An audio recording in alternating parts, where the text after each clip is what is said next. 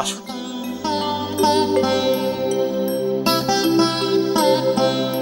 আমরা নিজেরাই এসে উপস্থিত হলাম জমিদার মশাই। আপনাকে বলেছিলাম না, আত্মীয়তা যখন হয়েছে তখন এই আসা যাওয়া তো লেগেই থাকবে। এই সৌভাগ্য আমার আপনাদের পদধূলি পড়লো। বলছিলাম দেওয়ান মশাই, ভাই সত্যনারায়ণ কি মেয়েকে খুঁজছেন তো?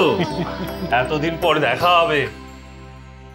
ওই তো আপনার মেয়ে, আমাদের রাজরানী।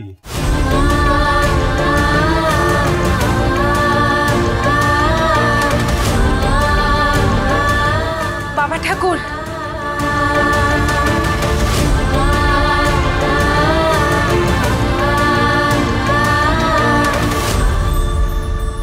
কতদিন পর দেখলাম মাইয়াটারে। ও দিদি, জামাই সেবা করতে হইব তো। ও রাতে কি খাবার করা যায় দেখতে হইব তো।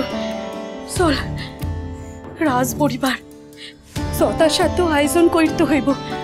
আয় হন্দরে মা,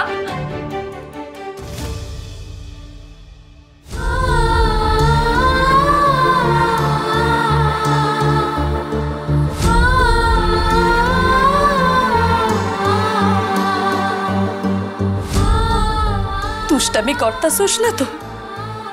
যা যা শিখাইছিলাম। এখন তো আমি বড় হয়ে গেছি মা। এতদিন পর দেখা হলো, এখনো বকুনি দেবে? একটু আদর করো আগে। রাজরানীর প্রিয় সখী কই? তাকে তো দেখতে পাচ্ছি না। হ্যাঁ তাই তো মা। শিবানী কই? আসবো নে আমি। কয়ে দাও খুড়ি, একখানা পত্তর পাঠায় না, কোনো খোঁজ নেয় না। সেই গেছে তো গেছে, কেউ আমার বন্ধু না। আরি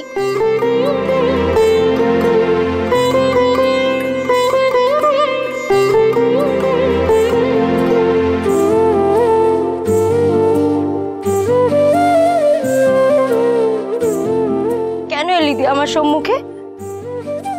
জানিস না, তোকে দেখলে আমি নিজের রাগ ধরে রাখতে পারি না। আচ্ছা বাবা, বুঝেছি, ঘাট হয়েছে। আরে করছে আবার। এই শিবানী, ভাব কর। ভাব করবি না? ভাব তো করতেই হবে, করতেই হবে। আপনারা যে এসেছেন এত দূর থেকে, নিশ্চয়ই খুব পরিশ্রান্ত। চলুন চলুন, ভেতরে চলুন।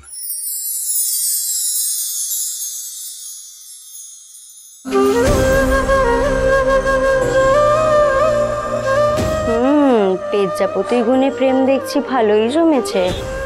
চুপ কর তো, রাগ কমে গেছে আর মস্করা শুরু। কান্ত দাদা, বলি শ্বশুরমশাইয়ের সামনে অমন ড্যাব ড্যাব করে বৌঠানকে দেখো না। তোমার রাজরানী তোমারই থাকবেন, হাতছাড়া হবেন না। রাজ রাজেশ্বরী রানী ভবানী, প্রতিদিন রাত 8:30টায় স্টার জলসায়।